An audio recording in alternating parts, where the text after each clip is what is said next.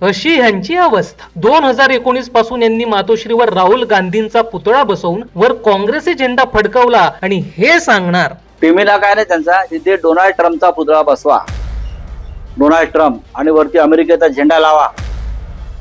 आणि का तर तिरंगा यात्रा काढली म्हणून. तिरंगा यात्रा काढतात, शस्त्र संधी करतात आणि तिरंगा यात्रा काढतात, विजयाचा जल्लोष करतात.